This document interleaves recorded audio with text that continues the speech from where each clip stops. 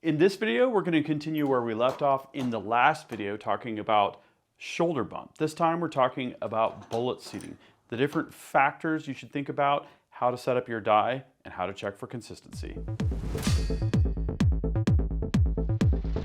Hey guys, Gavin Gear here from UltimateReloader.com.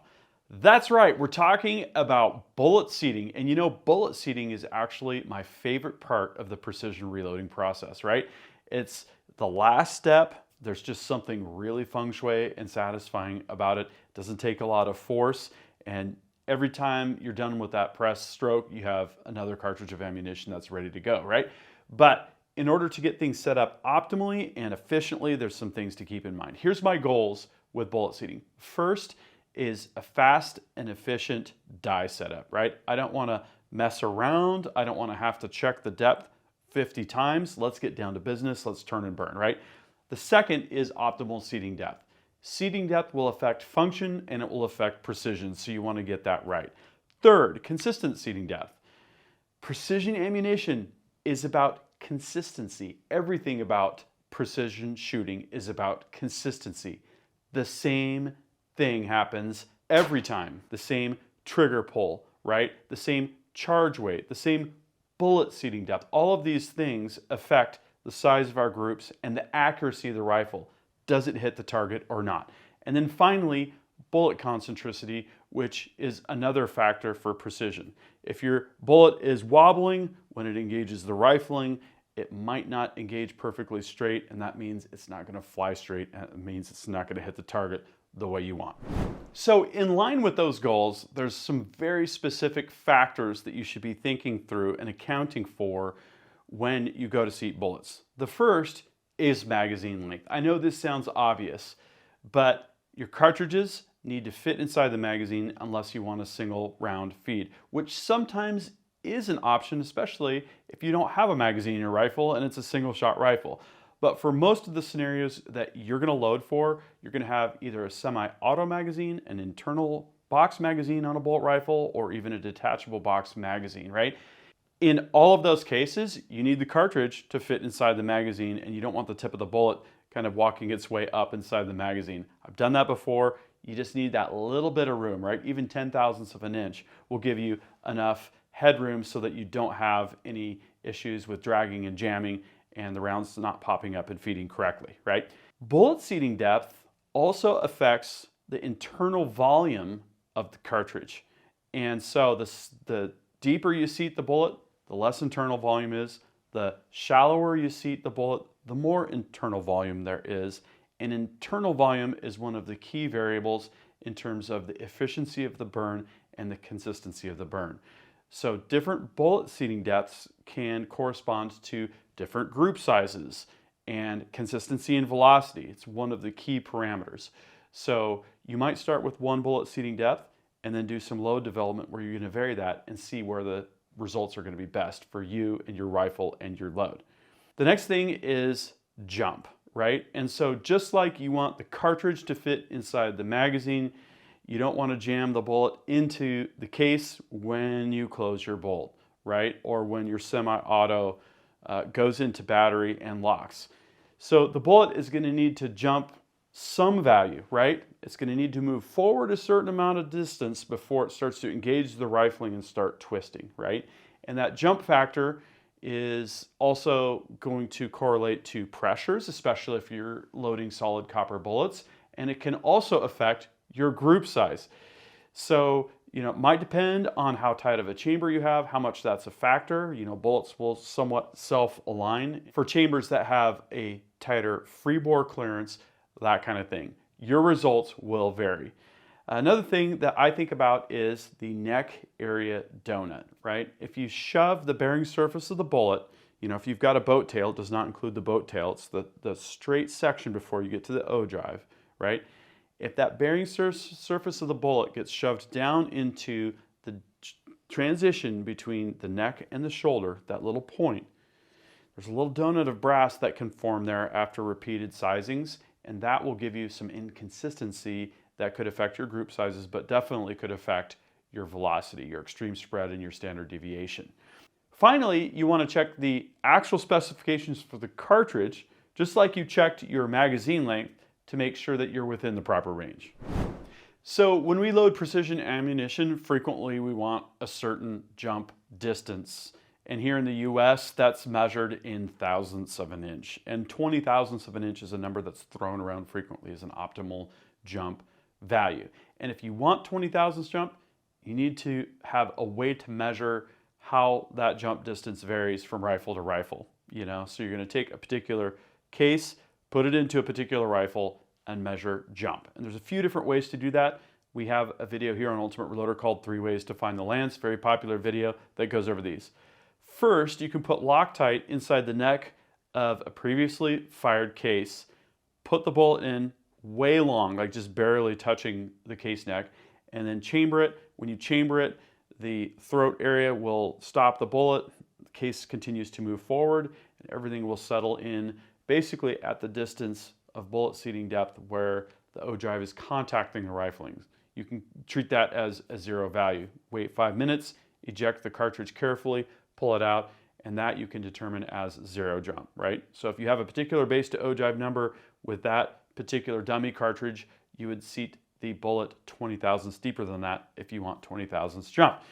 Hornady has an OAL gauge that uses modified cases that are drilled and tap on the back. You screw it onto a tool, you push a rod in. It's a similar kind of idea, but you don't have the bolt in the gun for that method. And then finally, there's a jam method that's kind of similar to the Loctite method, but you don't use Loctite. Again, if you want to know more information about these methods, exactly how to do them, the different pros and cons, find that 3 Ways to Find the Lance video and watch it.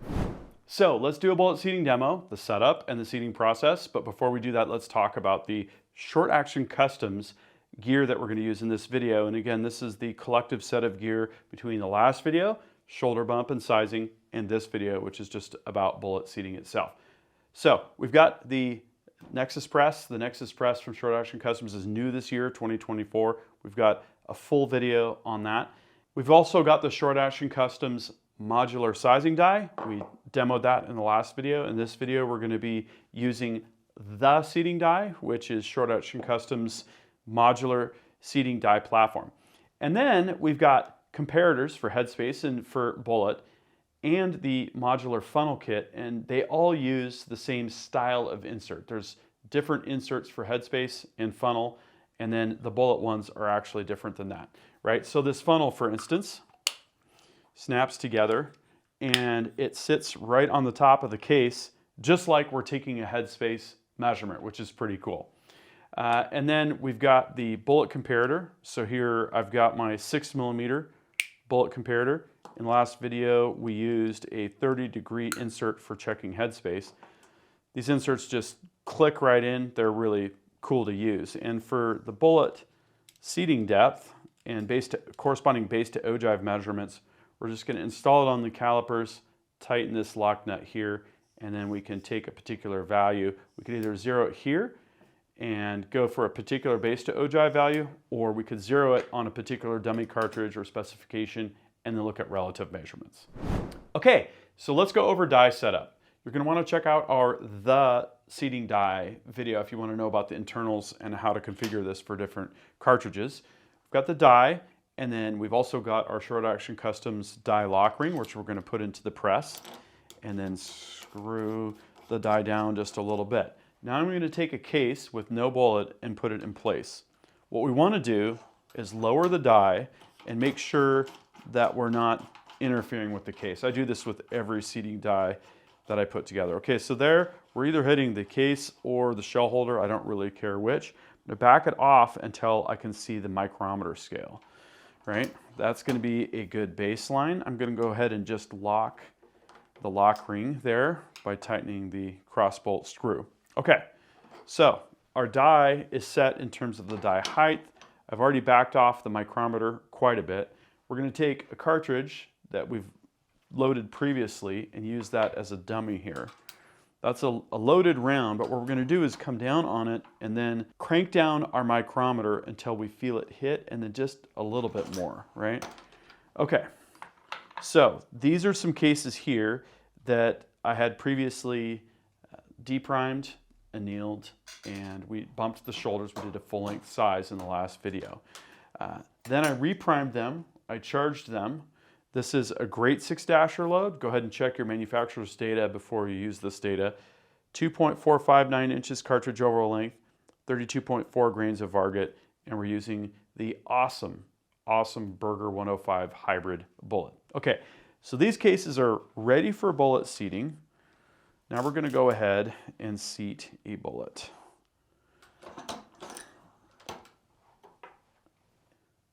So we're going to take the bullet comparator off for just a second because our reference in our load data was cartridge overall length.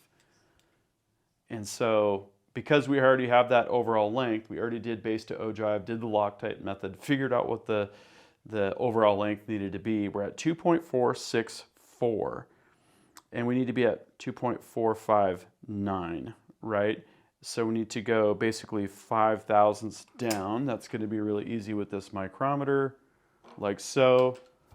And if we're within a couple thousandths, I'm going to call that good. Now, it would be a little bit more precise to go base to ogive with the bullet comparator, and I'll show you that in just a moment. 2.4595, right? So we're within a half thousandth of what we wanted to be there. That is absolutely perfect. Okay, so I'm going to go ahead and seat the rest of these bullets, and then we'll use the comparator again. This time we're going to be looking at the consistency of the bullet seating depth. How about that? Again, this is definitely my favorite part of the process. It just feels rewarding in some way. It's a little hard to describe.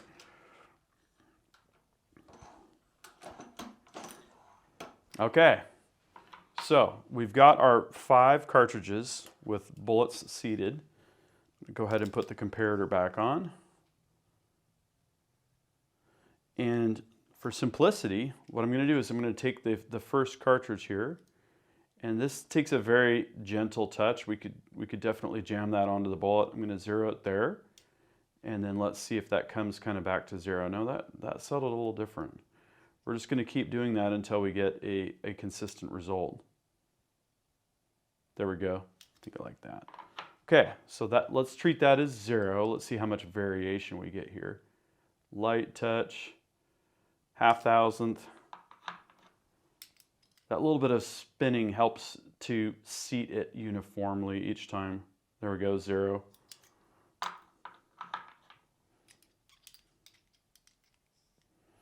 Hollow points, unless you pointed them or have a little bit of inconsistency, 0. Very nice. Okay, 0.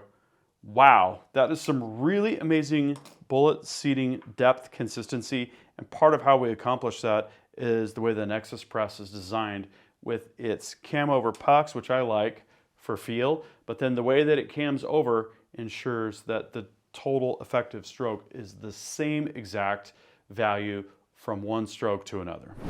One more thing we want to check is bullet runout. So I've got this Sinclair gauge, and what we can do is use this dial indicator. Now each tiny tick mark on here is 1/2 of a thousandth of an inch, right? So we have to keep that in mind, and we're going to see how much runout we have on either side. So it's 2 thousandths total indicator reading on that one, and that means it's 1,000th on one side and 1,000th on the other. It's only 1,000th off center total, if that makes sense, right? Let's see how this one looks. That's about 1,000th on each side as well. This is like a greatly magnified reading here. Yep, just over 2 thou total, so just over 1 thou on each side, plus or minus. Again, we're at about 2 there, total. And where are we at here? Oh yeah, that's a little bit less. 1.5 total indicator reading. So 3/4 on one side and 3/4 on the other. That is some really good runout. Okay, so in this video, we covered the different factors related to seating depth, making sure that it's going to fit in the magazine, making sure that your load is tuned correctly, making sure that you've got the right jump. And this makes me really happy. I'll tell you why. This load was developed using the 6-dasher rifle that I built here on the channel. I've got a complete build on that, and I've got my load development video and a bunch of other stuff that we've done with Dasher. This thing is a hammer. One 5-shot group that I captured on camera went into 0.090 inches at 100 yards.